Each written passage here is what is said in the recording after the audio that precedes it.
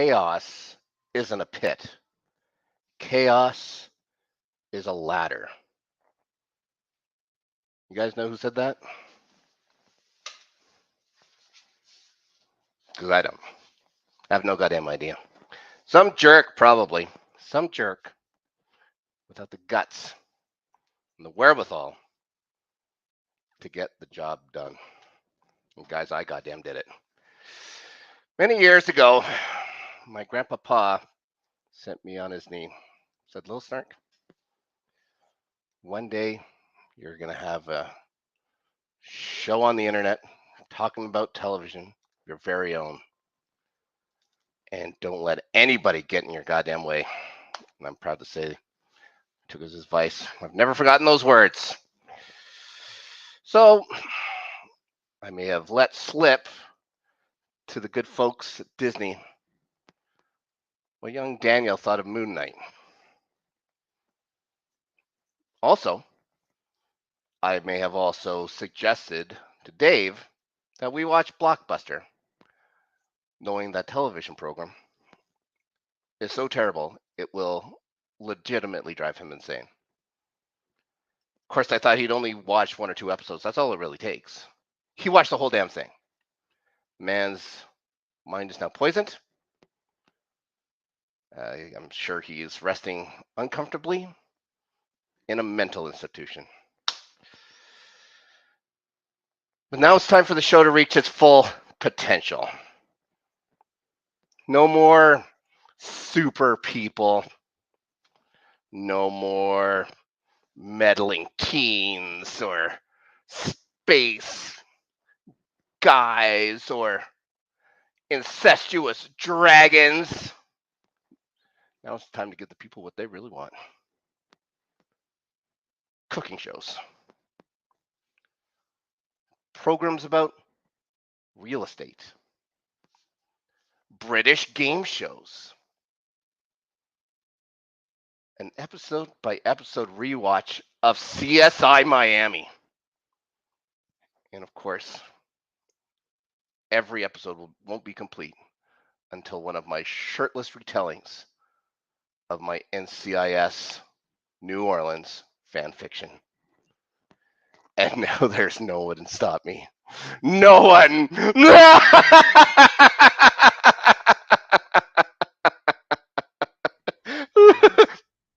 Whoa, whoa, whoa, whoa.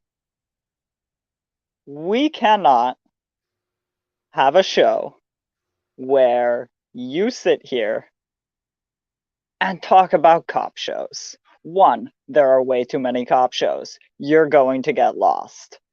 They're all the same. You can't write fan fiction about a cop show because then you're just writing a new cop show. Like I don't really know what you expect to get out of this. And I also I found out when I was deep in the dungeons of a corporation that shall not be named at the moment. I met somebody and he actually couldn't speak to me because his mouth was sewn shut and he thought that he was Deadpool, but I don't think that he actually was. Anyway, he actually showed me how to get out. And here I am. And I'm here to tell you all that, well, one, Willow comes out tomorrow, and we should definitely be talking about that at some point on this show, which didn't seem to be mentioned in your diatribe there. Or I wonder why. Um, I think that Disney is a great company, but they brought me back. So, how do we proceed exactly? I have one question. Who are What's you that? again? I'm the guy who normally introduces the show and says, "This is Have You Seen This?" A show where we talk about television news and the shows that we've been watching and maybe some shows that we haven't been watching. And then I generally would, you know, diatribe a little bit about maybe what kind of news we'd be getting into. We heard some things about that 90s show earlier this week. And then I usually kind of round it off with mentioning that we got Dave, the producer, in the back. And usually I say, "How's it going, Rob?" It's going fine. It's going uh, it's going pretty good. Uh, I would like to say how it's going with you. I'm surprised to see you in the sunlight. Yeah, it's been a while. I mean, technically there's no sunlight. It's nighttime, and also it's winter already in Canada. So That's a lot. we really Incredible. don't get much sunlight. That's true. Oh, okay. So let's talk about. You know what? Let's talk about that '90s show. We watched the trailer today for that '90s show. Uh, Mm. what? Okay. I don't know what I was expecting. I knew that Red and Kitty would be back. It seems to be the same show with a younger generation and maybe with the lingo that was around, when I was just getting out of high school, for Christ's sakes. What did you think of the trailer for that '70s show or that '90s show? I'm going to say that a lot. Yeah. Um, well, to bring it back to that 70s show for a second, What? I wasn't a huge fan of the How show. dare you? Like, I I never watched it concurrently either. Like, I saw some episodes here and there, which, was fine back in the day. Nowadays you can't do that. But really, I I kind of mostly just liked Red Foreman. And so my favorite part about the show is still intact, so I'm not super upset about that. Um, and yeah, like it was, again, like, hit or miss episode to episode, in my opinion. So I just mostly passed on the show and have never gone back and watched it. Which I have with, like, The Office, which I have different opinions, but also similar opinions about The Office. Like, I didn't Your think it was favorite as your favorite character is Red Foreman in that one as well. yes. Yeah, okay.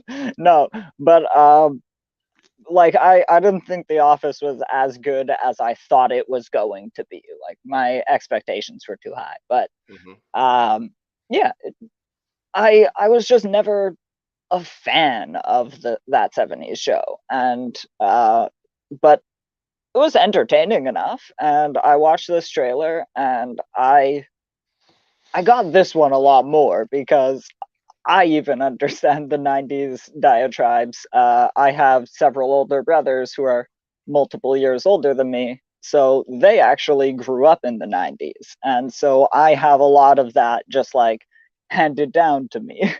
Hmm. I got Ninja Turtle action figures that fire tiny little pizza slices that My God. babies swallowed, and so they stopped making them. But like, uh I I got, like, a little bit because the taser is so small. But I got a little bit of what the kids are about. I understand the granddaughter quite a bit, and you know, then they all get high in the basement and it turns into that 70s show. And I was like, okay, like, I get the premise. Cool. I was gonna say it looks like it's the exact same show, except for some reason the kids look all so young. This I don't know if it's because just I'm getting older now. Um, yeah, the kids look just really really young. Now, I think that's a bit if of it's both. yeah, oh, how dare you, sir?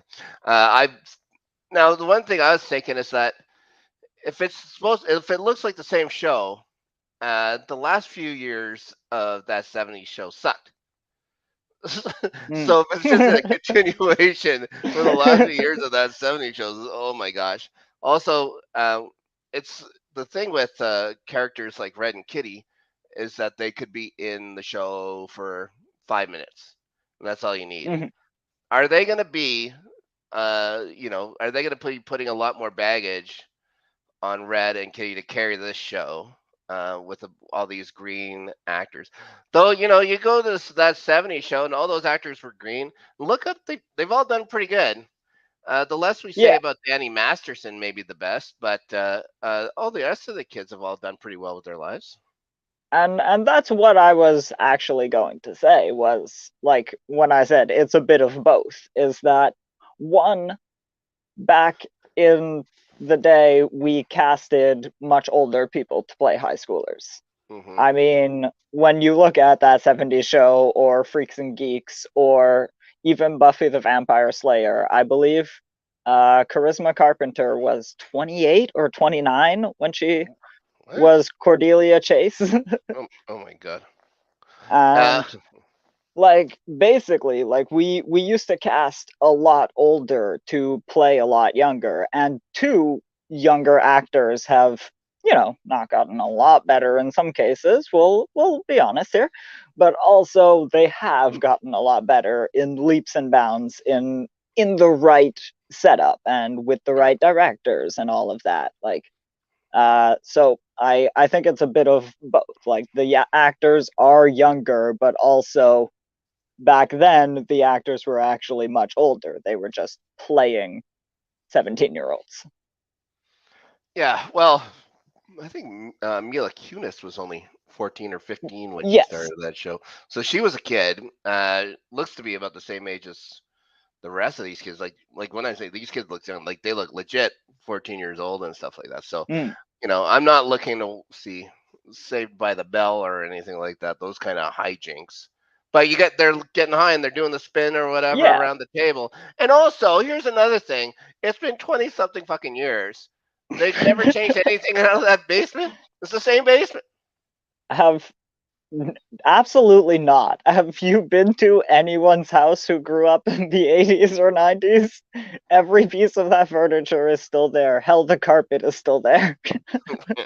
It's the same carpet. Yeah.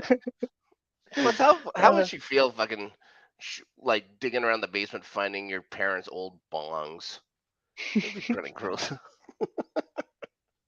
I think I definitely if they really wanted to go different or whatever, they should have made Eric's kid like a huge nerd or something like that, and all those kids do is sit around and play goddamn Warcraft or something stupid like that.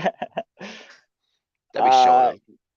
yeah, except I think Warcraft doesn't come out for a few more years in that timeline. How dare you, sir? They could be Yeah, sitting around yeah. playing, I don't know, Zelda. Who knows? I can't remember those days. It was There a was different. definitely It a was a different Zelda time. game at that point. I Mhm. I wanna give you that one. Yes, It was a bad game. Don't get me wrong. you are a terrible monster, sir. You are a horrible and terrible monster. What else we got for news? Yeah. Mostly we got, well, that 90s show, and the other piece of news was mentioned just prior to the show starting, that Willow starts. uh, Willow, uh, what is Willow? Oh, Willow is a mighty hero. He might not be as tall as other heroes, but still just as brave. Now Willow. No, I know this is spoiling something You're for a describing third Frodo Baggins. for a 30 some.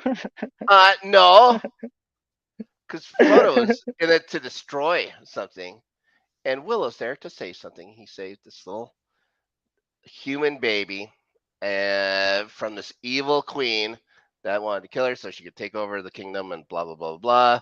And she finds a brave warrior, and the Also, are we warrior really finds putting in love with the spoilers? queen's daughter, and blah blah blah.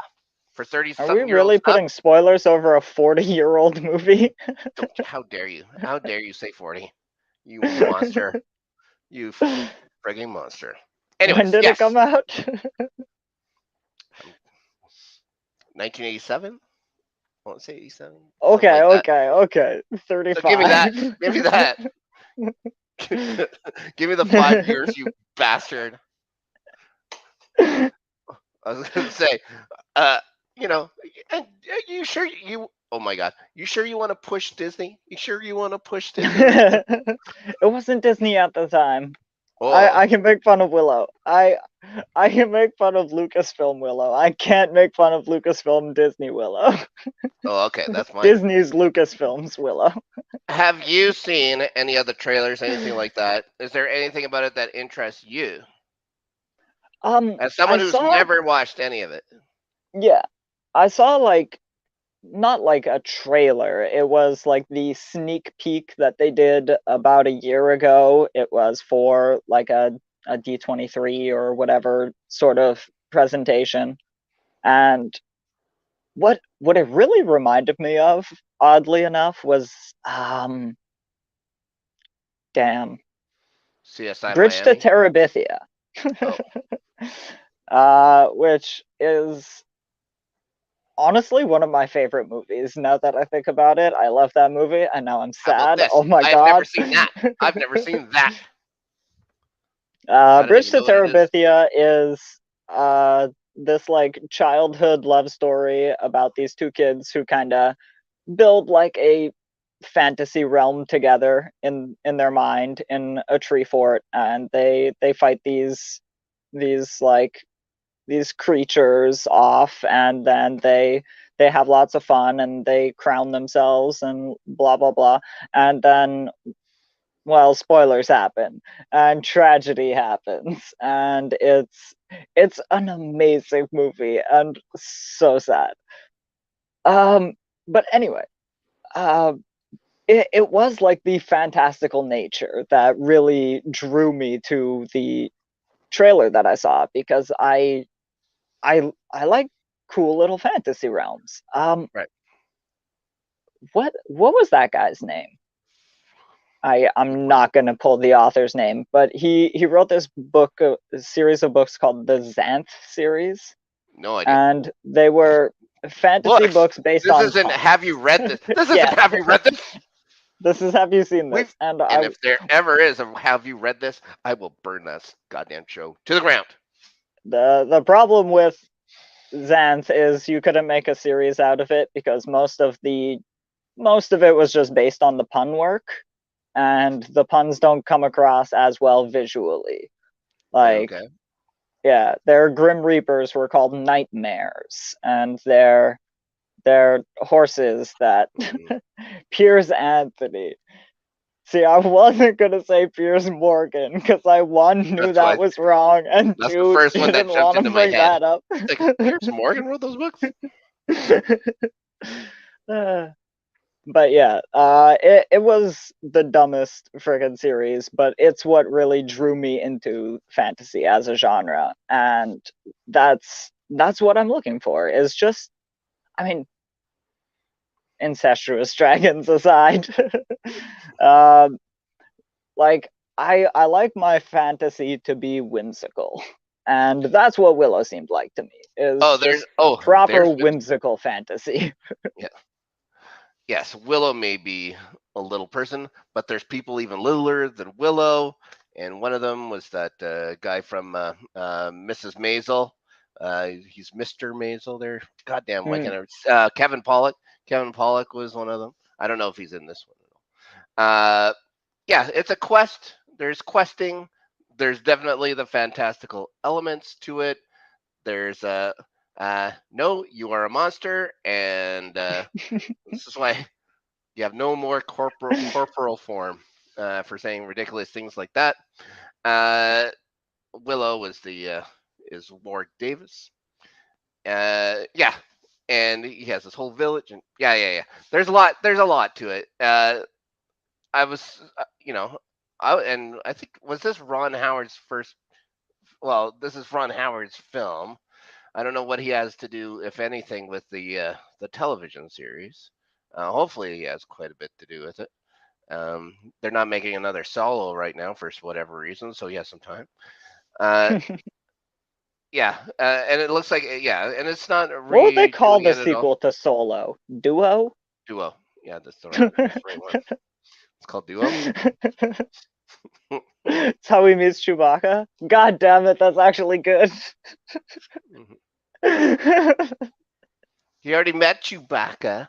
I think that was Okay, Chewbacca. but like Must have been. a story about how they become pals and like forever companions. I think it was called. I think it was called Solo. I'm pretty. I Yeah. don't know. I didn't see Solo. None of you guys seem to know any goddamn Star Wars stuff. Not even television stuff. Have you watched Andor? Yes or no?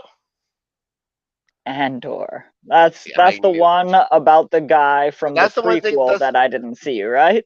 That's you son of a bitch. So this is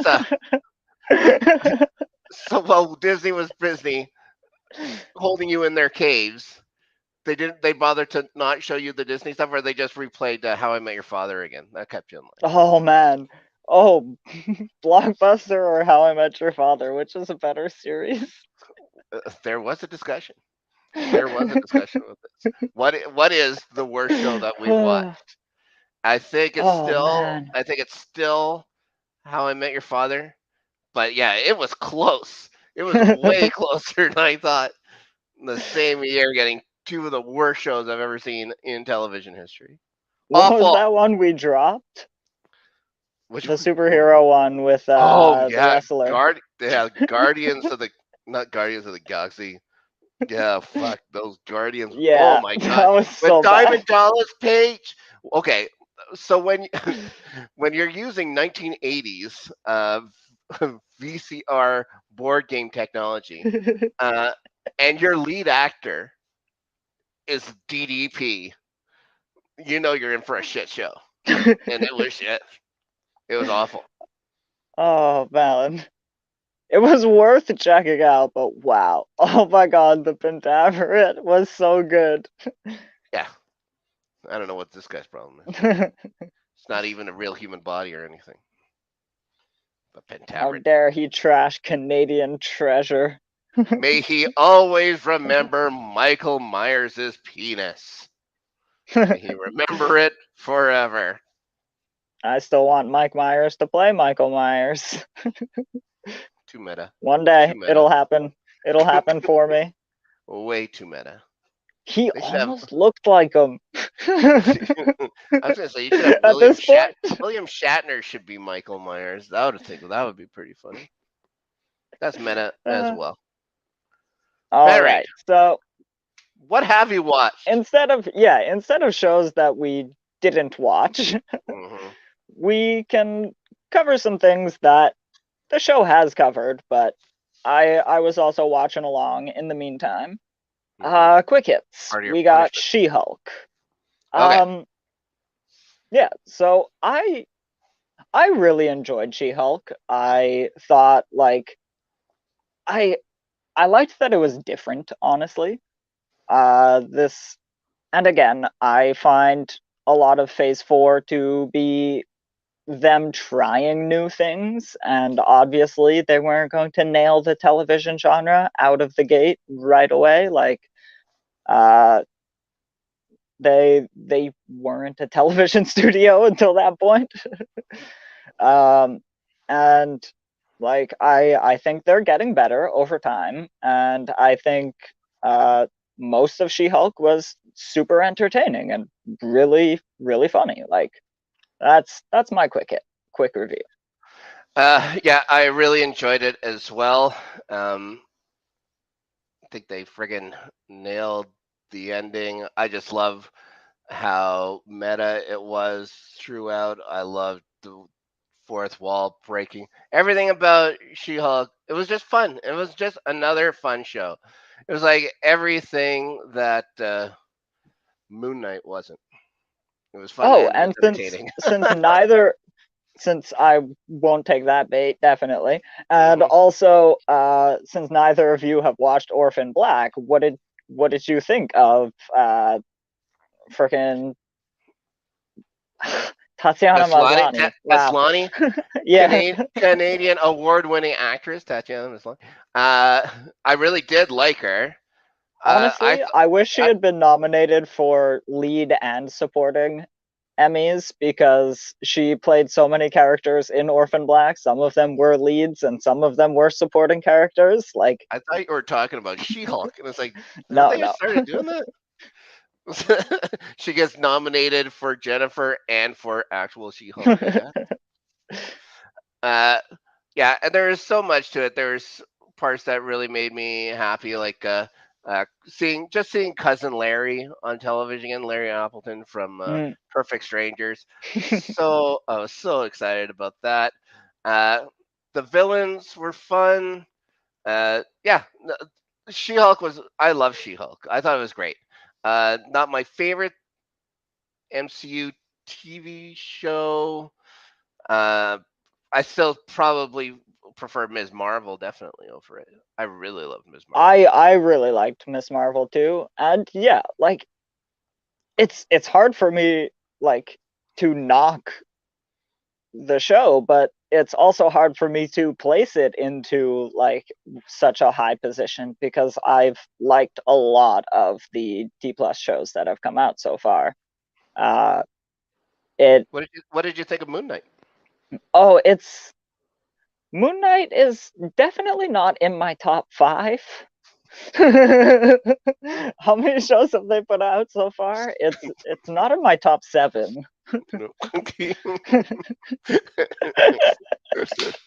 No. But yeah, and that's it. It's like I have one that I disliked, one that I was ambivalent to, and then all the other ones have been good series for me. So it's very hard for me to rank values of good. Yeah, that's exactly it. Yeah, yes. There's one show that I did not enjoy as much as the others for sure. And we don't need to go into it anymore. I think we've covered that.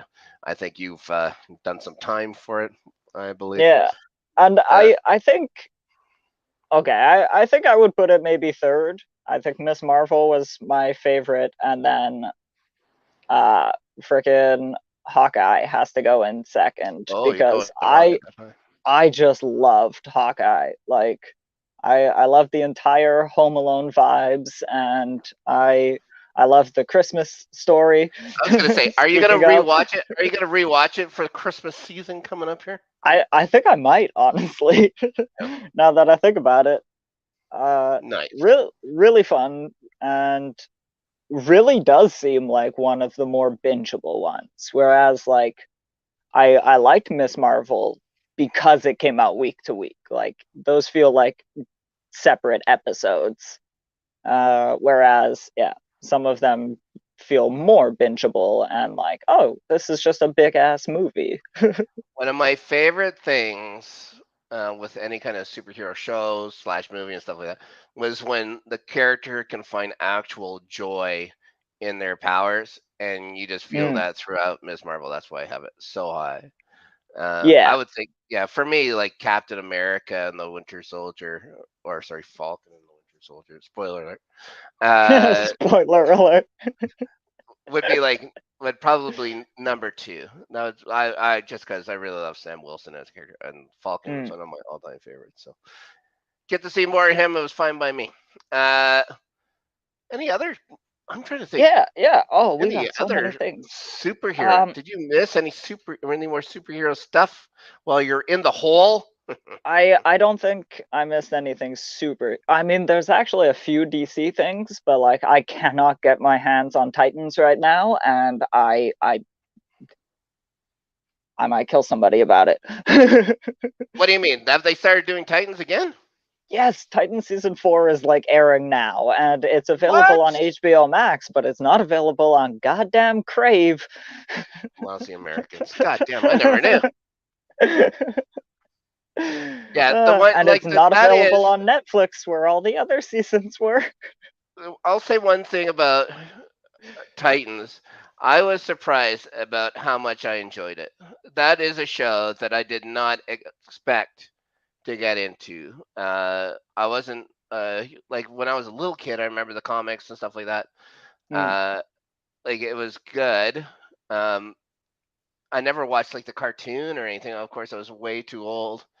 Um, so yeah, I wasn't, and I never knew anything. I knew that Robin becomes Nightwing, but I had Mm. never really read any comics, anything like that that featured Nightwing, not Robin. So yeah, had nothing to go on and stuff like that. The character Raven, I don't even think was around when I was reading the comic when I was a little kid. I knew Starfire and stuff like that. So um, Yeah. yeah, I was shocked at how much I enjoyed it. And I don't like, and I'm gonna give up a little secret. I enjoy swearing. I'm a big fan of curse words. Um, Now, I'm not a huge fan of just peppering dialogue with curses just to get a reaction. See Blade Trinity. I think it's awful the way they talk. Uh, but like the swear words in Titan pack a punch usually with them. And I get Mm. like I was like, oh, okay. It made me take notice that this was going to be a different type of DC show.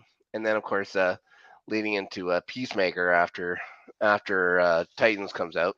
So yeah, it really well, and then the Suicide Squad I guess would be first before Yeah. Peacemaker, but of course, I enjoyed Pacemaker way more than I enjoyed the Suicide Squads. But yeah, I guess this is technically a superhero. Like it is someone who saved the world multiple times. I mean, they're stronger than human. They kind of have like regenerative powers. Um, the Doctor. Uh, the Doctor Who special. Um, The final one with yeah, Jodie. Well, as the main star, I'm sure she'll be back again at some point.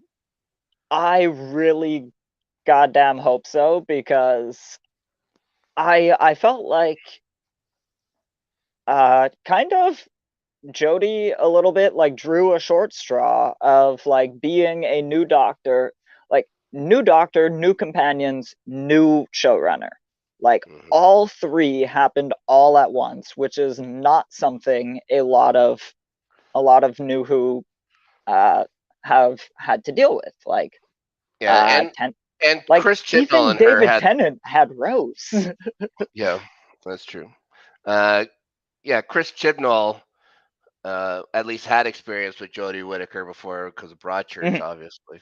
So yeah, so they'd worked together, but if you ever saw Broadchurch, like her kids, Danny, the one that everything is kind of centered around, like his murders, whatever. So yeah, she's never very happy in those shows. Yeah, You never see a lighthearted Jodie Whittaker in that. I thought like from that first episode with Tim Shaw when she came in or whatever, the Tim Shaw, the guy with the puts the teeth in his face and stuff like this. Like, oh, yeah, okay, I get it. I'm gonna really enjoy this Doctor, and I did. Uh, the Flux storyline was okay, but a lot of people give shit to like the Sea Devils thing they did, and the Dalek New Year's Eve thing. Now, I liked them all. I liked all of those. Um, the one thing I would like when we had 50 on the show when the Power of the Doctor came out, yeah, and I was excited, like saying like it's her last episode. It's Jodie's, and she's hardly in it. She's not the star of that show or whatever. The Master and everyone else, and then uh, even like the companions and stuff like that they had yeah, took more of the time. And it was great to see the companions. Like it was awesome seeing Ace. Yeah, it was great to see all of them. Except yeah, Jodie just kind of got lost in the shuffle. I wasn't a big fan of her regeneration. I thought it was odd. Just like tag you're it and that's it. Yeah, I thought that there'd be more for Jodie to do in her last episode. But what did you think of the reveal at the end? What do you think of Tennant back, not as the 10th Doctor, mind you, but I guess he's now the 14th Doctor, supposedly. Yeah, that was confusing. It it makes sense. Like I knew he was coming back. And it makes sense in a way because he's got loose ends more than any other Doctor. Like, I mean, Capaldi has the loose end, but he can't remember that. Yeah. Uh, Matt Smith has some loose ends as well, but like Tennant made mistakes. The 10th Doctor really like messed a couple of people up. And uh like we know Catherine Tate is coming back. We know Donna will be in an episode. Donna Noble Um will be back. and like I assume because we're not getting, this was the question, but since he is officially the 14th Doctor, we know this is going to be a concurrent storyline, and so Donna will meet an older version of Tennant. Mm-hmm. If Donna remembers the Doctor, she will remember that that's not what he looked like. She will know, she will mention it, she will ask about it. And I assume the episode with her will be something about fixing the, the nuclear reactor in her brain that could trigger Right. by accident, because the Doctor is becoming more and more known worldwide throughout, like, within the show's universe. So they eventually she's gonna come across something that mentions some Time Lord thing, and it will trigger.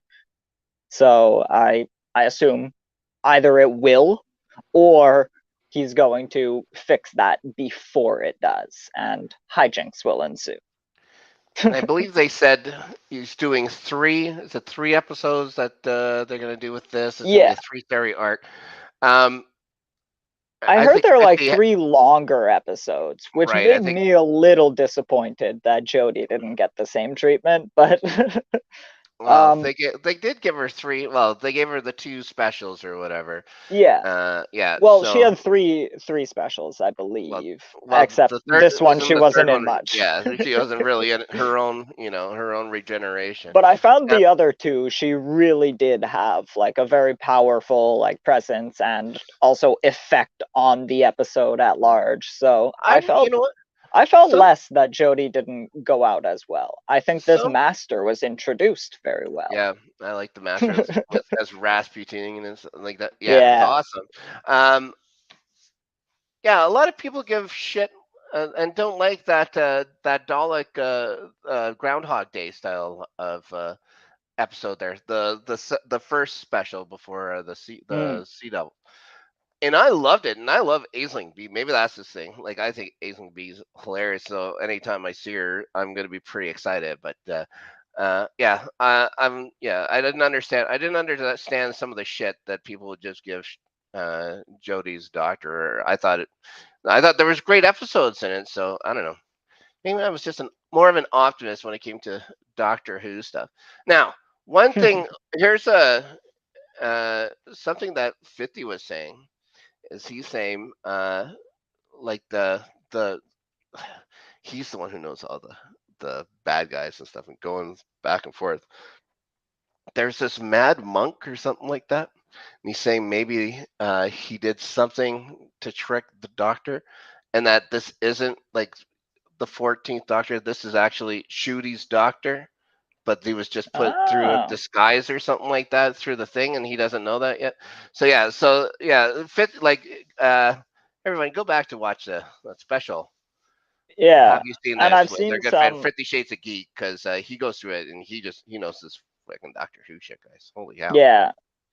I've seen some like different theories online about like there's an enemy of the Doctor called the Toy Maker. I'm just gonna say that because that's the information I know to be true. Hmm. I will say nothing else about the Toy Maker. Except that I believe the post said they had something to do with like forced regeneration as well, which Hmm. could be both teased by the master doing it to the doctor, and also the fact that coming back as Tennant could be also something about being forced into regenerating into Tennant, less so than it being a mirage as well. Yeah, I 100. have seen both different things, but Anyways, we gotta wait a while. We gotta wait a while to see that yeah, next episode. But those episodes are a whiles away, but I'm excited. I mean, Russell T Davies and David Tennant leading Doctor Who. I can't really think of what's going to go wrong. it'll be good. I'm currently, when I can, starting to go over Doctor Who from the beginning. So I'm still in the first Doctor, but I'm making my way up there. So Mm, it's so fun, and I love the cheese. But yeah, I haven't even gotten to the real meat and potatoes cheese that I love about Doctor Who. So I can't wait for that. Everyone's still it's still story driven, not weird. Just a bath mat, a jiggly bath mat as an alien. But we're gonna get to those yeah. at some point in this rewatch, and I can't wait. All right. We got a couple more quick hits. Sure. The one, the I will say one super quick one because I can't even remember what season it is now. Like season 6 of Big Mouth or something like that came out. Hmm. It was 10 episodes. My favorite part about the season happens honestly in the very first episode where they just mention like, oh, so we're just throwing them all in and assuming they watched the spin-off, and then it's just like, yeah. Then like it's just yeah, a very funny joke about having made sure you watch the spin-off, which takes place in the like hormone dimension where all the hormone monsters work in like an office. um Did you watch? Have you watched the spinoff? I absolutely did. Of You know what? course. I've seen 2 episodes of Big Mouth in my entire life, And and yeah, it's all so guys. It's all guys, and I enjoy it. Like Nick Kroll, Mulaney, Jason Mantzoukas is in it, who I goddamn love. yeah, yeah, Maya and yeah, Rudolph, I think, is she in there too? yes. Oh my god! Like it's just enjoy, enjoy, enjoy, enjoy.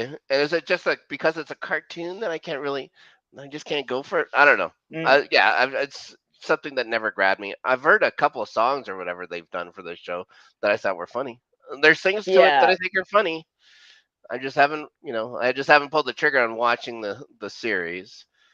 And yeah, so fun series, fun season. They're still chugging along. They're introducing new characters and like some new themes all the time. So everything's different but still the same. Yeah, It's a comedy. It's an animated comedy. How much is it really gonna change? Look at The Simpsons. I was gonna say it could Nine change. thousand years later, Yeah, it can still the change. same. It can change. Um. Okay. Here's a And yeah, quick thing. Here's a quick thing. what's up? Apart from Big Mouth, just before it goes out of my head at all, we're both game show guys. Did you watch the Tournament of Champions for Jeopardy? I actually did not, and I'm mad that I didn't. I I found out about it like partway into it, and Right. I was just because I'm not like much of a Jeopardy watcher, but I wanted to watch that since we covered it on the show. And Mhm. yeah, I just found out like a couple weeks into it, and I heard like so and so was beaten by so and so, and I was just like, well, that's the person I wanted to watch, and now I know they're out of it. And Well, then they changed everything. They changed the whole thing. I mm, was not a fan of how they did it this year at all.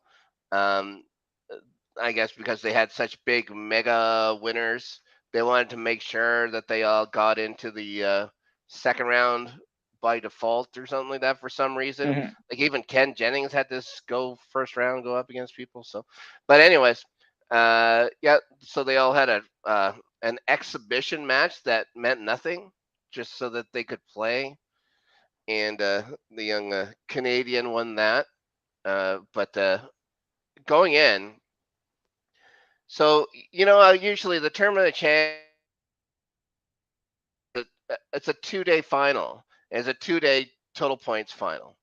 Well, not Mhm. anymore. Now it's going to be the first one to win 3 matches, which I thought was why? Like this thing has worked. So why are you going to throw a wrench into it now? I didn't understand that at all. If I was yeah, if I was a couple of the other contestants, I would have been pretty pissed about it. But yeah, it's interesting. It's interesting to watch, and it's still Jeopardy, so I enjoyed it. But yeah, Mhm. they really yeah, they deconstructed the end game of the Tournament of Champions of all things. But anyways, it was nice to see some of the players come back. That's it. All right. And we got one final quick hit before we have some actual things to talk about. Um, was I've been meaning to watch this show as well for the longest time, and I finally got into the first episode over the weekend. Netflix's Wednesday series. Okay. Um, Yeah. I I actually like. I don't think I will like the series in the long run, but I really liked the first episode that I watched. Like I think they nailed the Wednesday Addams vibe very well, and I think that's what I'm enjoying, but I think that might get pretty stale pretty quickly. I haven't seen it yet, but it is queued. It's one of the first in the queues now. Like, I've been pretty excited ever since I knew Luis Guzman was going to be Gomez Adams in it. So that got me excited just as a community fan. Mm, Uh, and then, yeah, yeah, I have a feeling that this is the type of show that's going to get me, that I'm going to get hooked on this thing really quick. Uh, I've had some things come up, so I haven't been able to see yet. But 100%, as soon as I get a chance, I can probably. It's probably going to be one of those things where I sit down, I'm going to watch the whole thing. It'll be like a it Stranger Things for me. It'll just keep going. mm, it does have a lot of vibes, and to be fair, I did watch that whole series. Actually, I think I stopped right before the end. The series of unfortunate events Oh, with Neil Patrick Harris as like the villain, and I I never read those books as a child, but then I saw the series and I was like, oh, I'll give it a shot. And like it has like a kind of, you know, Nightmare Before Christmas, like spooky kitsch. that's that's a genre, right? yeah, like the Adams Family. It's sort of like Yeah. the Adams Family. And it is freaking I believe Tim Burton produced, Yes. and it's Danny Elfman scored, and that's amazing. Hmm. There's Did you there's watch? Did you watch those '90s versions of the Adams Family movies?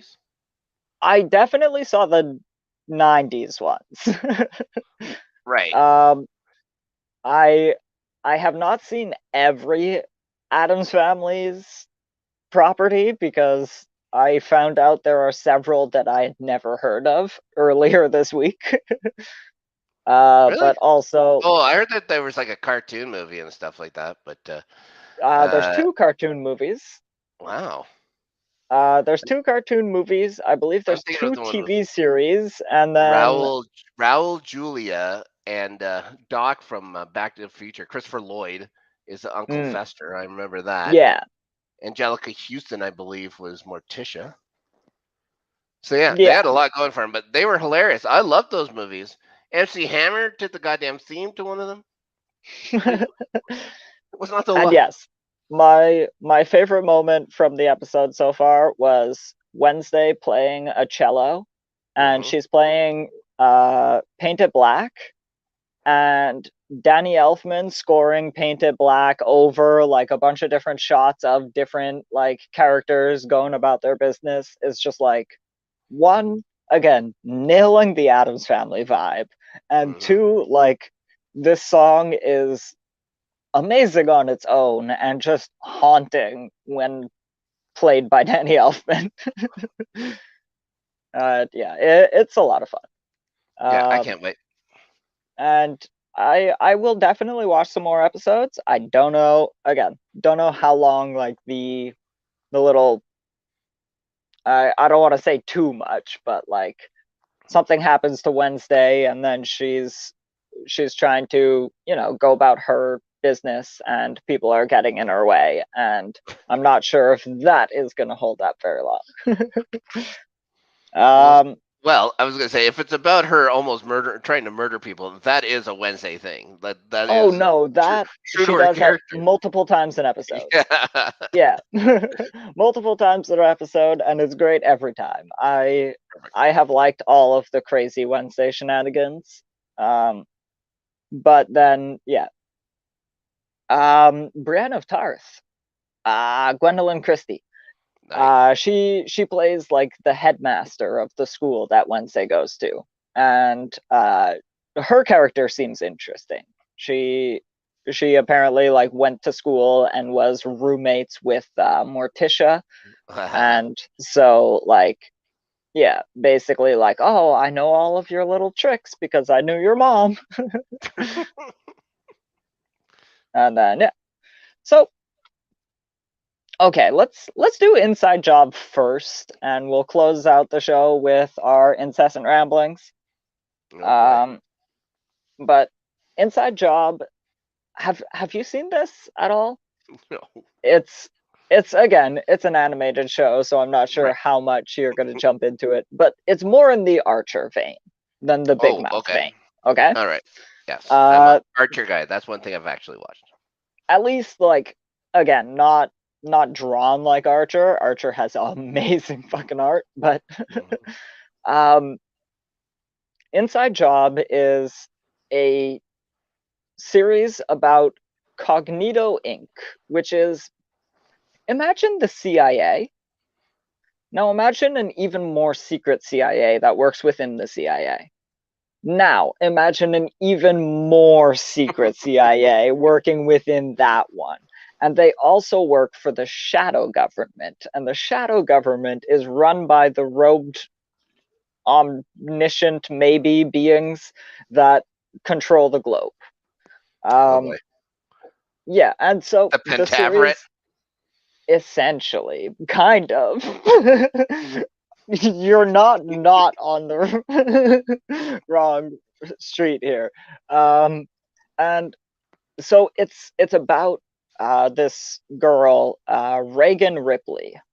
She's like a super scientist. She does super tech. Don't get me Um, started, Taco. and then she is like the daughter of the former CEO. And she is a super brilliant scientist. She replaces the president with a robot in the first episode. Um, and then, right, because they run the conspiracies of the world. And Okay. and in fact, in some cases, they run the conspiracy theorists as well. Like it's a whole thing, and a lot of it does seem to be like they're just drumming up world panic for world panic's sake, but it Mhm. it is like weaving in, some of your most favorite and like most famous conspiracy theories in the world, as well as like some of the most minute, like tiny little blink and you'll miss it, didn't even realize that was a reptile person. This past season had an episode where they're just dealing with the Hollywood vampires, which is like all of the people who seem to never age, and also if like you do some super conspiratorial googling, you can find like images from the 1600s of people who are painted Right. the exact same way, and like they have to deal with the freaking vampire elite The of Dorian Hollywood, the Dorian which Grays. The Dorian Gray.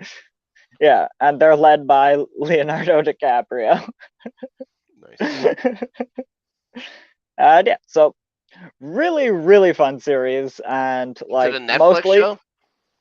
It is a Netflix show. Okay. There's, I believe, like 18 or 20 episodes. There's like a Holy part Hannah! one and a part two, two All right. seasons. And yeah, like season two just dropped, and I just watched all of it in like 3 days. Oh boy. I mean, they're like 24-minute episodes. They're really quick. You had time Um, in that hole. You had time in that hole to watch stuff. yeah, and then I get it.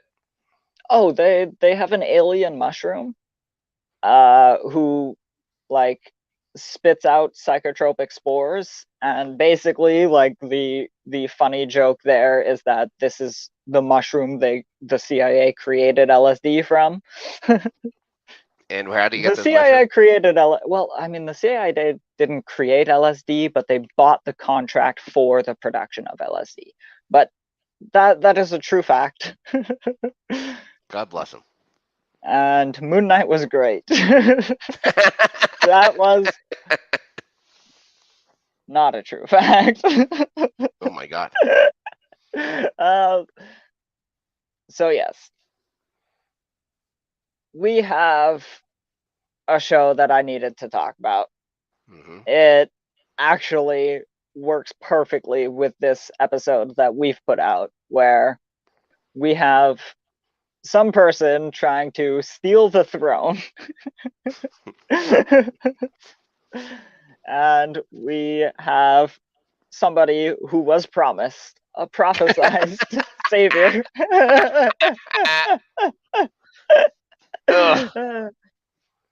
No, but House of the Dragon season Hmm. 1.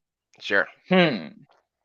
Okay, let's take this in a couple of things, because everyone who watched the show, and I don't need to go through like plot lines, right? And anyone who hasn't watched the show will probably be signing off at this point. Hmm. But one thing I really wanted to talk about was the time skips. What did you think of them? And like, did you think there were too many? Is one of the things I'd like to know. Yeah. Well, we had Taco come on after that first episode, and he someone had told me like this is what's going to happen. He was actually surprised it didn't skip faster. Mm-hmm. So I was fine with it. I knew it was coming.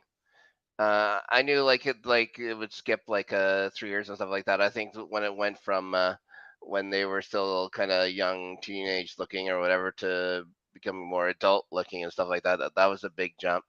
Uh, I didn't mind it at all. I don't. It's not like all of a sudden somebody just wasn't there anymore and they had to explain deaths or anything like that. It's just yeah, they just got to the meat and potatoes of the story and stuff like that, which I was fine with. I never had a problem with it at all. Not narratively or just by watching the show. There was nothing wrong. I didn't find anything wrong with No, I thought they were handled pretty well. it. I think I think a different HBO series with dragons and Targaryens could have used a time skip, but Oh boy. honestly, the book series could have used the time skip that he planned originally. Hmm. He was kind of planning on introducing all of the characters a little before like Robert going to Ned. That's like the first event in Game of Thrones. Hmm. Um, but he wanted to introduce everyone before and then just kind of time skip right into the middle of the Battle of the Five Armies, which would have been wild. And eventually decided he was writing too much exposition beforehand and just decided to write out the whole thing. And that's how we ended up with a book series that is like I want to say 9,000 years in the making. Something like that. The White Walkers have literally come and gone since he started writing this book. uh, no, but I think House of the Dragon was very well done. I I thought a couple of things were wrong at the beginning. And then I found out that I was thinking of a different Targaryen generation, and that threw me for a loop. But So you're a book. one, Were you a fan of the book? Like, were you a book guy going into this thing, or were you like me and you had no idea who any of these jerks were? so that's interesting. I didn't read the book, but I read the short story that the book was expanded upon. Because he wrote a short story called The Dance of the Dragons.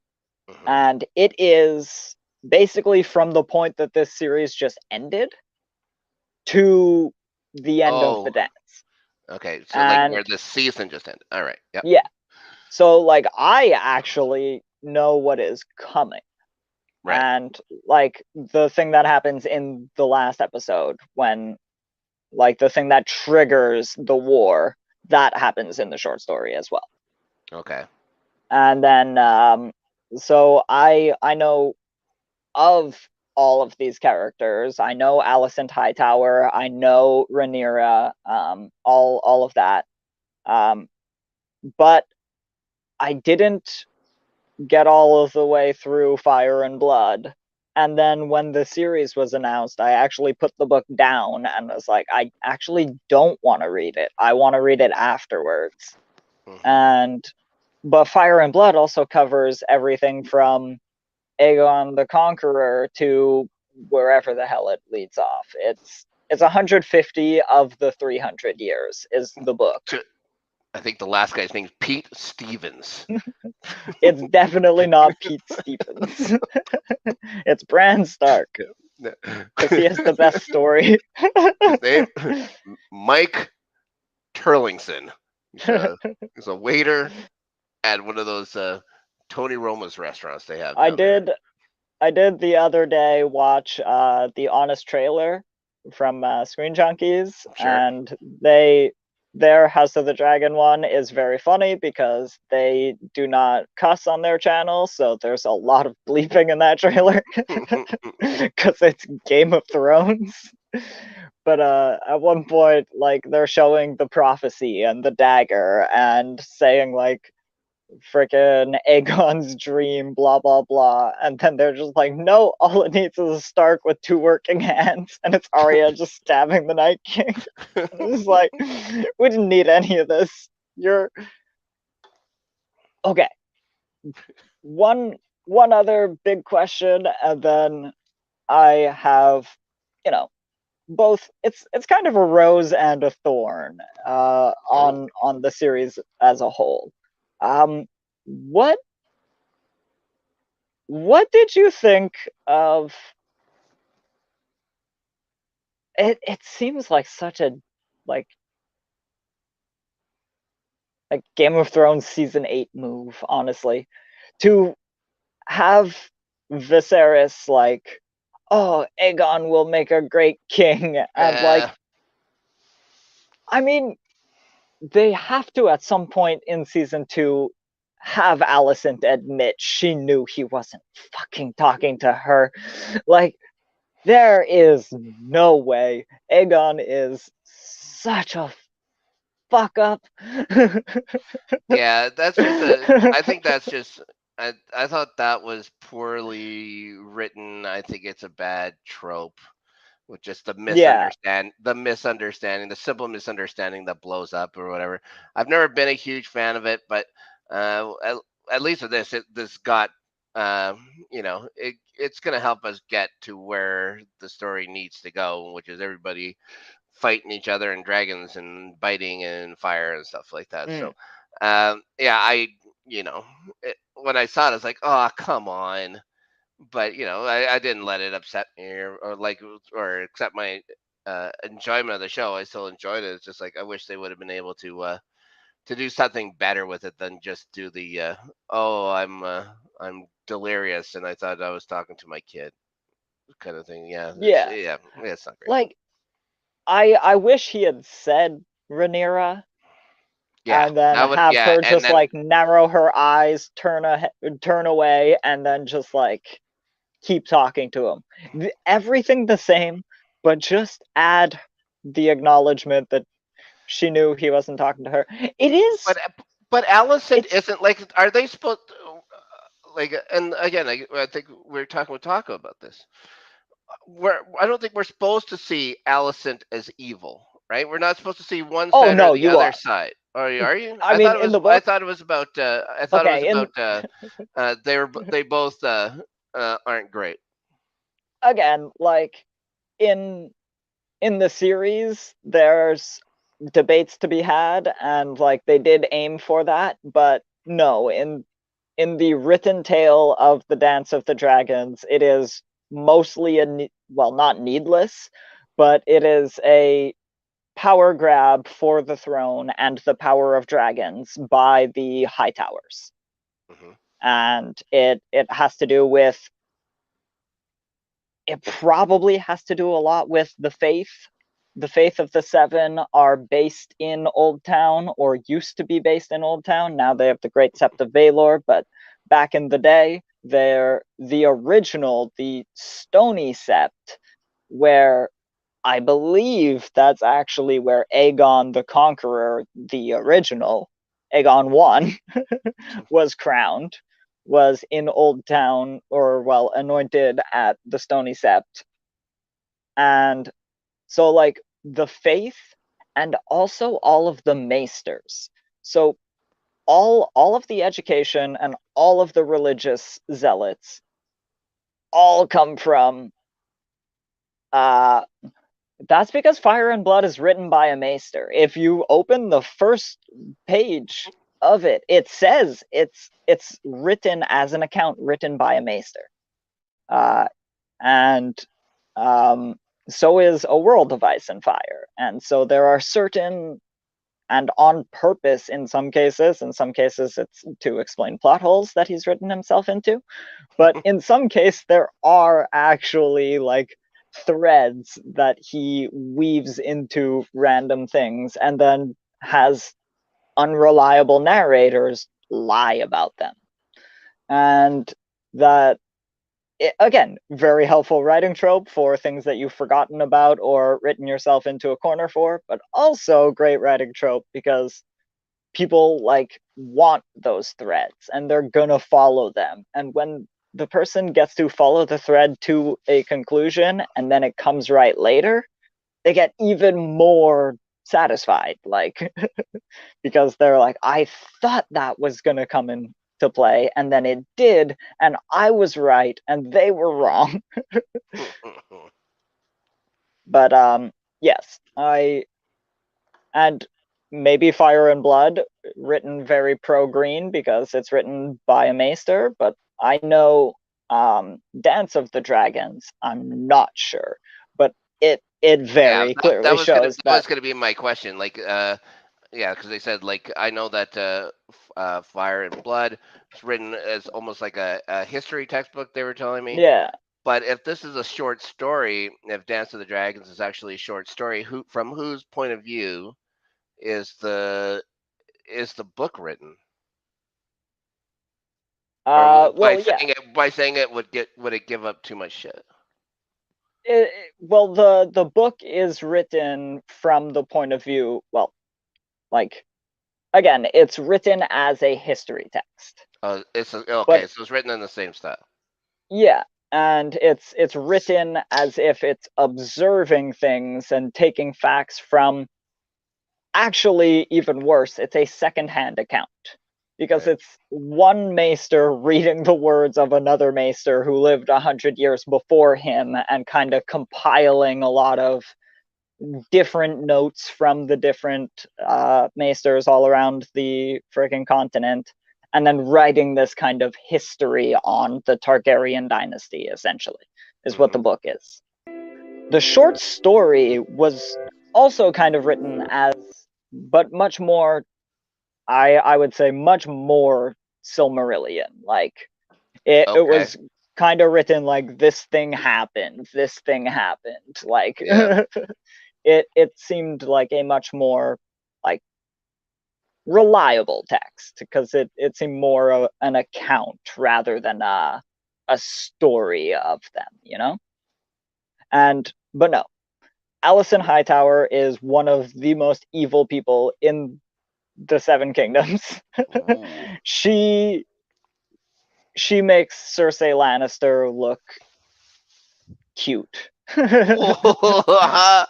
That's the kind of shit Alicent Hightower can pull out off. Wow. And again, I'm not saying Rhaenyra was better in the dance, but she was cooler. And also it was there's also a much larger age gap in the series and in the books. I believe Alicent is like 9-10 years older than Rhaenyra. So like they don't have a friendly relationship. They actually Okay. have a very cold, distant one from the start. 7. You're saying 7. The 7. ghost says 7. And yeah, so from the start they were not like Okay. So chummy. yeah. So I got yeah. So it was their story was rewritten for Yeah, the like I television show. think that is a better telling of it, to have them closer in age and have them friends betrayed by, duty and family and this and that, and literally both of them love Viserys so much and yet like hate each other so much. It works, but Mhm. it all comes back to the problem of one, having two goddamn Aegons. And I will try to not rant about Jon Snow right now and how Lyanna would not have named Rhaegar's third child the same name as his second child, while that second child was still alive. It was the middle of the war. The capital had not been taken yet. There is no way that Rhaegar would have let Lyanna name his child after his firstborn. End of. Okay. Now, if these goddamn Targaryens would stop naming their sons Aegon and all of To them be Aegon, fair, they only have so many letters of the alphabet to work with. There's A Damon and E Aemond, N. yeah, Rhaegar, yeah, Viserys, yeah. Yeah. You know, Rhaenyra. That's all. you Yeah, very few letters. you do have some of a point there, because Valyrian does use a lot of those letters, quite a lot too. But yeah, maybe their alphabet was smaller, but also like name one per generation Aegon. That's still fine. You can have one Aegon, one Aemond, one Aemon, one. They do it fine, like six, not even 6 generations later, because dude How at the about this? wall. I'm just throwing devil's advocate shit here and there and everywhere. How about this? Maybe because there was so much sickness and disease back then, they figured, oh, we might as well name these guys the same name because we really want one to grow into adulthood, and there's only like a 40% chance that that's actually going to happen. Right. So it's just like you're just hedging your bets at getting a King Yeah, Aegon, yeah. because Got like to get King another King Egg on Aegon here does somehow. have a ring to it. I mean, it literally has a ring to it when they use it in the series. They crown him with Aegon's crown. It's nice that Rhaenyra got Viserys's though. Yeah. That was nice. um Also, like, how many people is Matt Smith gonna put that exact crown on? Unbelievable. Well, at least a few, because we know where this is going. We don't. Um, I don't. yeah, it's there's gonna be a couple of kings. Oh my god. Um, and but again, in like a couple generations, there is, and I believe it is a King Aegon, to be fair. But he has like 12 children. They all have different names. I do believe the two daughters are Betha and Bertha, which is like, okay, Lovely. What a you're lovely name. stretching it there. Lovely And then, Bertha. well, it was also they were Bracken and Blackwood, which are these two warring houses that like their castles are right next to each other. They fought each other since the dawn of time, and Aegon has a bastard with each of them.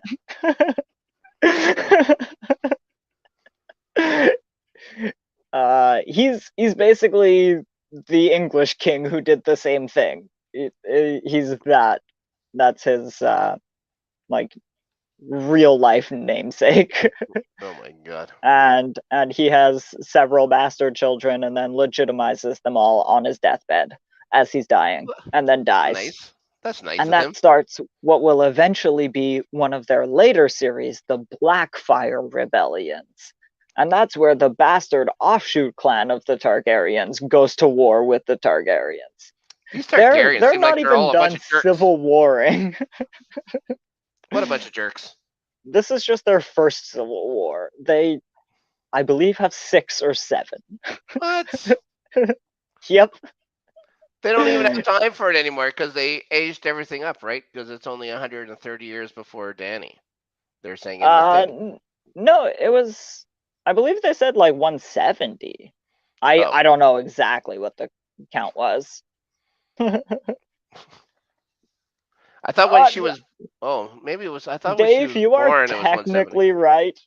I was even just thinking. I believe one of the Blackfire rebellions was ended in a day, but like, you know, we can say the 4th Blackfire rebellion and still be legitimate about it. But yeah, Oh my god. I'm excited for that. I hope we get that one day. I hope they kind of save it until the end, but I would like How to many see seasons? a How very many seasons short. have they said? How many? Do you know? Is it 4 Ooh, or 5? that's the thing. I'm 4. not sure. 4? Yeah, the ghost says 4. 4 makes sense in certain ways. I think 4 could be long in certain ways, like, Right. but I understand because it's like a Game And of Thrones also, show, so they're gonna want to build up those big battles, I've and heard those that will be episodes to themselves, right? the time skips aren't going to be as drastic as they were No, anymore. no. Right.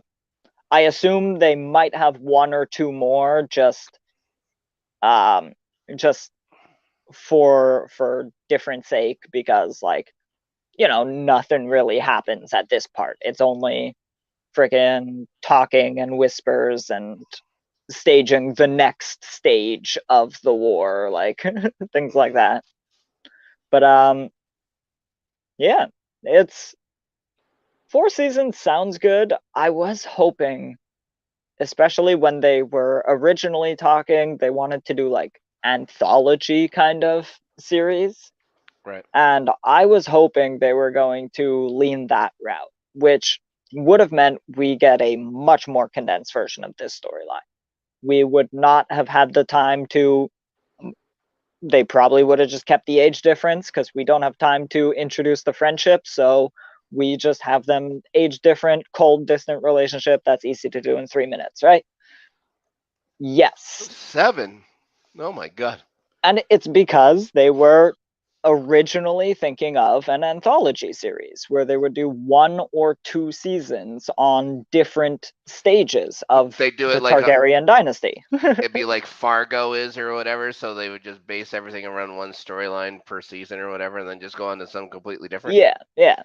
And like one that I hope to get is, it's not even the biggest, bloodiest battle, but it is right before the first Blackfire Rebellion, when all of the heirs get legitimized and then the king dies.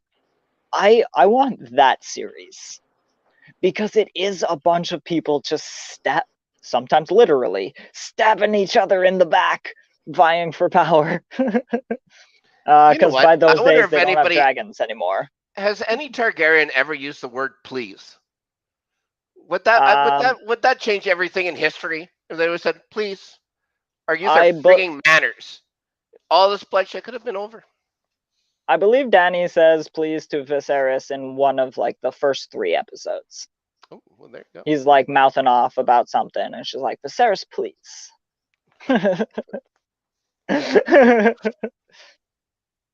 He's more dismissive. That seems more dismissive as a way of saying please. Oh Rather no, than the it way was of like a please, and then he interrupts her. Like okay. she was pleading with him to stop being such a Viserys. Yeah, that's true. Puts a bad name on Viserys. We again, it's so great that like the best character in the show is named Viserys, because that name still, like, reading the books, you do hate Viserys a lot more, and you spend a lot more time with him as well. Game of Thrones Um, Viserys. yeah. Okay. Whereas, like, again, like in the books, you reach the same level of hatred for Viserys as you reach for Joffrey or Ramsay. Wow. And like, yeah, to then flip that name around and have just the sweetest person ever. I mean, the Yeah. guy's name was what? Viserys the Peaceful was how he goes down in history. Yeah. I mean, literally the lamest name a king could have. I believe his father was the Conciliator. So it's also, he was preceded by like Baelor the Blessed and Aegon the Conqueror.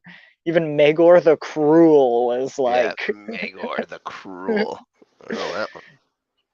I want to see that frickin' series, because he makes a bunch of masons build him a castle full of secret passages. Then he murders all of them and then changes some of the secret passages over time. So really nobody in the world knows those tunnels.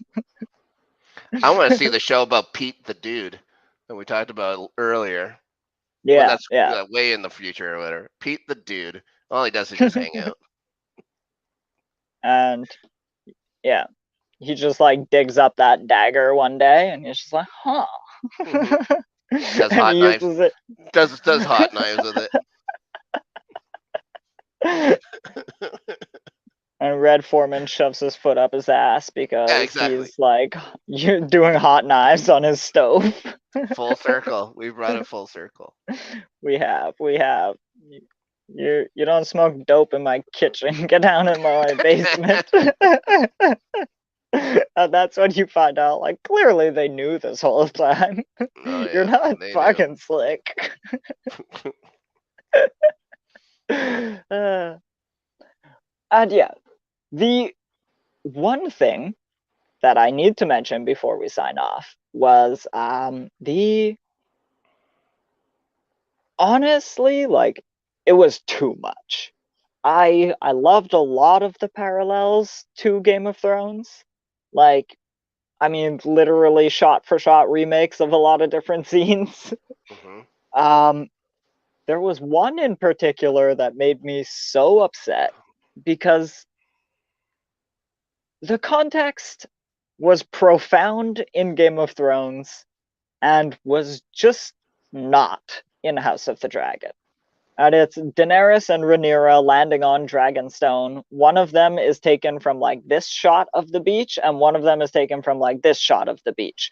But they both aim at like the precipice and the parapets of the frickin' Dragonstone, and like I got upset at that one specific one, because like that is it's the most important spot in all of Game of Thrones. Like it's where the dragons got to Westeros, and without them, there's no fighting the Night King. Right. I mean, you also would have given him a dragon, but that's a whole other thing.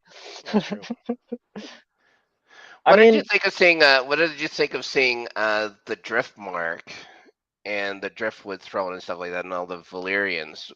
those that was really cool. I really liked the Valarians. I really liked the brother, um, and trying to again like steal your brother's throne while he's laying dying.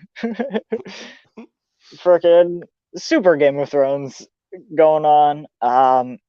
The Lannister guy was really funny. Mm-hmm. I kind of had to sit there and think for a second whether or not the Lannisters were the kings or well the lords at that point. But I was like, you know what, we're not gonna put that much freaking homework into this show. No. But no, I thought everyone's doing a fantastic job. The acting in this one is really fun and really top notch.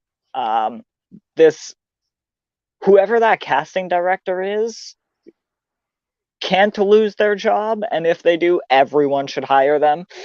No kidding. Because whoever cast Game of Thrones and then House of the Dragon is a goddamn genius. And they had to cast so many characters twice as well, right? Mm-hmm. They had to carry Allison Rhaenyra. They had to do two of them for each group, and I think that both versions, all four actresses knocked it out of the park. Of course, Matt Smith just stays Matt Smith for the entire time, never seems to age or anything like that. Even though his brother turned into a goddamn crypt keeper by the end, but Yeah. Damon remains I the exact same. I saw a shot. It must have been like in a preview or something. And with the gold mask on his face, Mm-hmm. and I thought for a second that they were gonna throw me a twist because as a reader, I like knew how some of this happens. And I thought this was gonna be one of those like we throw the book readers a twist. And I thought he like took his own eye out at that dinner where like Aemond is yelling about his missing eye and this and that, and Yeah. I'm watching that scene, having already seen a picture of Viserys in like the gold-plated mask and like can't sit up, and like Matt Smith putting the crown on his head. So I was just like, I wonder if he's gonna be like, you want your eye, fucking take it, and just like jab his out. Oh my god. Just throw it up. It's something he would do, and like watching that scene as all of the tension is rising and all of the kids are just at each other's throats. I thought he was Durant about the to do dinner it. table. Pop. He would have. Gross. If that had been his plan, the dinner table would not have stopped him. uh I really liked Viserys, like both like as the weak king and his like couple moments of strength where he like gets to prove that he is a very capable ruler. Mm-hmm. But also the best part was that tiny moment of weakness where he's talking to, I think it's the strong guy, and he's talking about like being known as his reign being peaceful and about how other kings would wish for battle so that they could like test themselves. And then the guy in the room is just like, yeah, but most people who have seen battle wish they hadn't. Like they'd take the peace. Yeah, no shit. And then like, yeah, Viserys just has this moment where he recognizes he's done nothing to enter the history books, but what he did was more accomplished than most kings ever were and would ever be from that point on. He's one of the last good kings. There Yeah. were only about 4 of them in all of Westeros.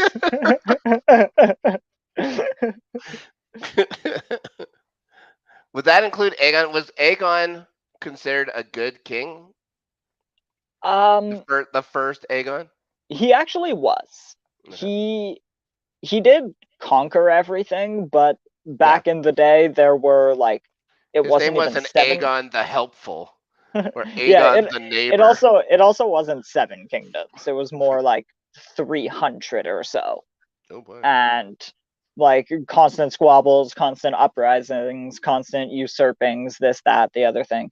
And he does like come in, he wipes some people out, but his first promise was like, if you bend the knee to me, your new king, you keep all of your land, you keep all of your vassals, you keep everything. You're just a lord and not a king. Mhm. And some people rejected that offer, and then a historical moment in A Song of Ice and Fire known as the Fields of Fire happened, and you can imagine what the Fields of Fire was about. Couple people getting together and hatching out their agreement over words. Yes, yes. Have you seen any film that covers Normandy? It was a lot like Normandy. Oh my god. And then there was that bit of history, and then there was Torrin Stark, who is known as the king who knelt in the north, and he saw the Field of Fire. Took a little bit longer for him to like get to King's Landing because he's all the way up north. And he saw the results of the Fields of Fire and went like, maybe I will kneel to this new king. And he got to stay a lord. All of the North still belongs to the Starks. Freaking 300 years later, um, like he was a very fair and just king, and anyone who like surrendered was risen back to their proper ranks. It's the people who fought that were quickly conquered, except for Yep. Dorne. he Turned into he didn't conquer puddles. Dorne. Oh no. The Targaryens don't conquer Dorne for a couple generations after Aegon, and Aegon never succeeds. It actually like taunts him to the end of his fucking days, really. Oh my god. I mean, he had 3 dragons, and like nobody in that side of the world had ever seen a dragon before, but he can't fricking take some sand people. Wow. And well, it's literally because they hid in the like sand caves, Yep. and you can't melt sand. And unlike friggin' brick and straw and all of that, like they lived in a desert. So say you can turn They sand were into unburnable. glass. Turn it into glass. That way you could see them because of everything Yeah, would just but be like like the if you cave see a mirror. systems went underground, so Yeah. like you could turn everything into glass, but they were just chilling down in the bunkers, Hmm. and they could never take Dorne. Unlike the Eyrie, which is impossible to take by man, but you land one dragon in the courtyard, and the Erie's yours the next day. That's nice. And yeah, so House of the Dragon, really, really fun, honestly. I am hoping for more. I'm hoping for more Targaryens, but I'm hoping for more non-Targaryen things, which means I heard a story about there's another Stark. There's a Stark that's going to be in this next season of yes, House of the Dragon that everyone was pretty excited about. yeah. When they Not again Snark, when they not Snark, Stark. So yes, lesser. and then yeah, because one of them went to the Eyrie and then to Winterfell, Hmm. and um, I'm interested in that. I I cannot wait for next season, which like minor spoilers, they have dragon tryouts, which whatever you're imagining, I I know some of it is going to be more ridiculous, and also I can't imagine what they're going to add to this event, because like Damon mentions that there are several like um riderless dragons, there are some wild ones, and there are some eggs that he's working on hatching. Hmm. And as this war ramps up and the sides need more firepower, they are going to start, just grabbing anyone with some gumption who thinks they might want to be a dragon rider today. And that actually does not happen.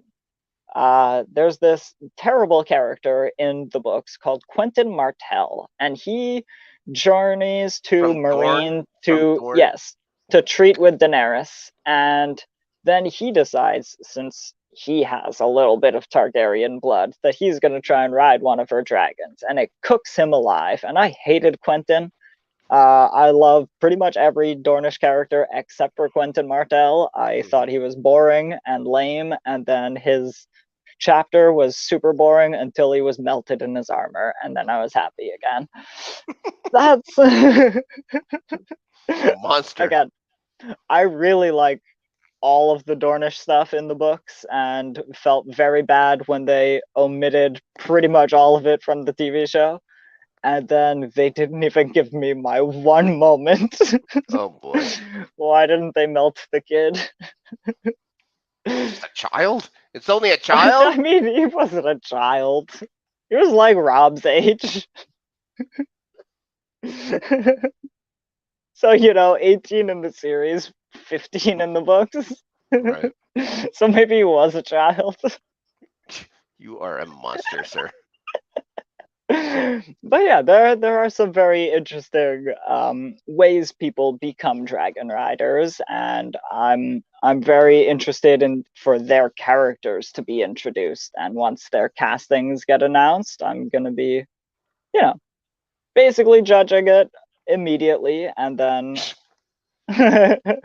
again, I'm not gonna judge the casting because I know the casting will be good, but I will want to see these characters in action, and all of the new dragons.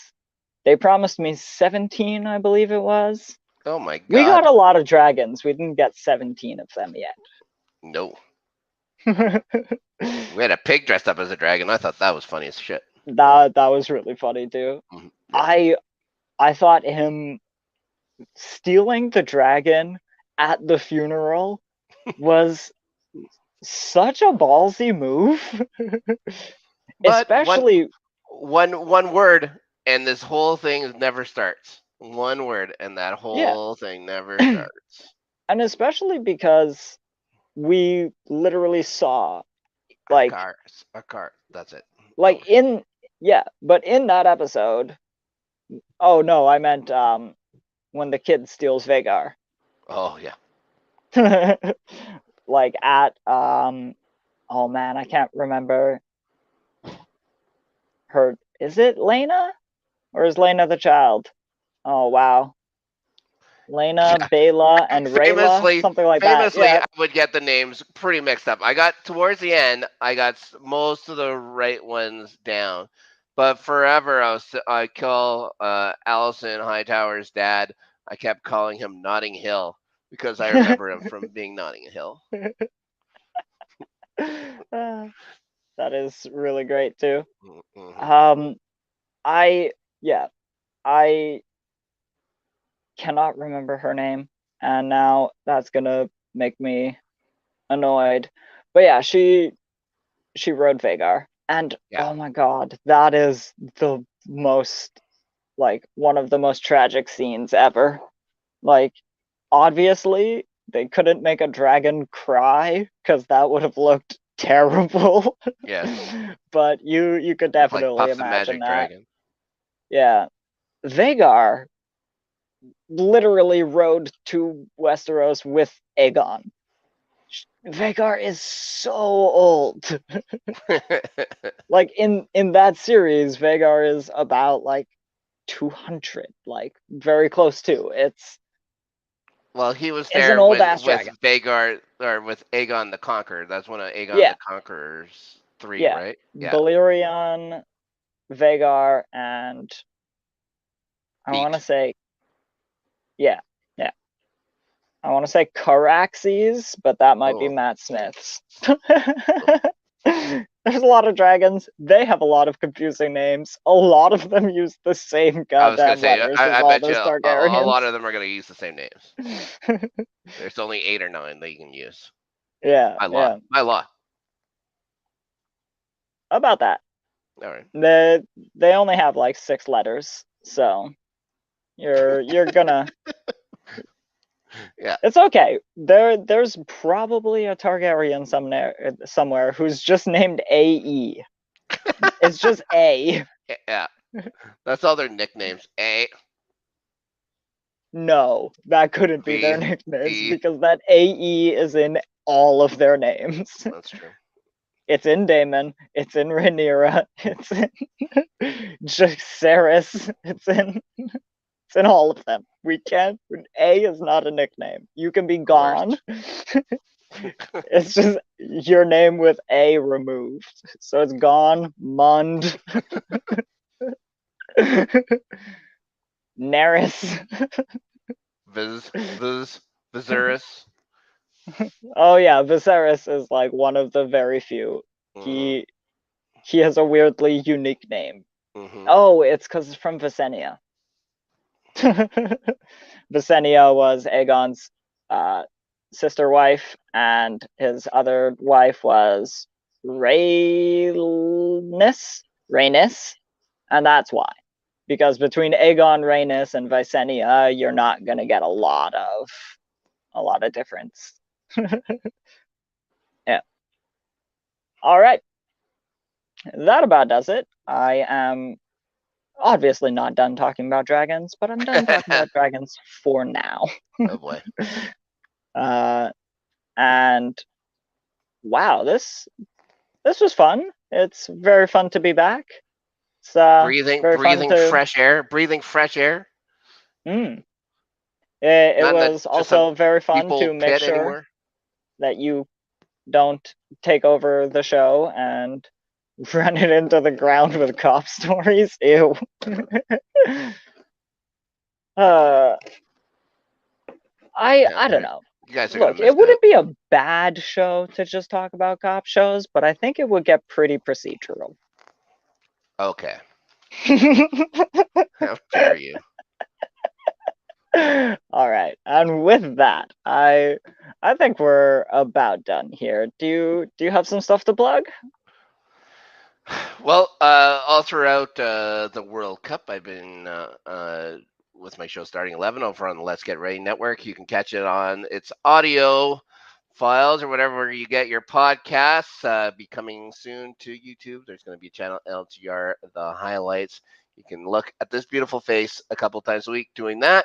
I've been doing a lot of stuff with 50. I'll be doing more stuff with 50 coming up. I believe we're going to be doing a show about the regenerations of Doctor Who very soon, so stay tuned. That's going to be here on the Northern Entertainment Group. And I think for now, I think that's about it. How about you? You're free. You're out of that cold dark pit. You get to sleep in probably a more comfortable bed. I'm guessing less comfortable. I don't know. Honestly, less comfortable bed. Have you seen Disney beds? Like all I know is that your castle's gone now. It's like you were Look, gone for a let's just while say and your castle disappeared. let's just say Disney can make a bed because Ah, there's a lot of sleeping things in Disney.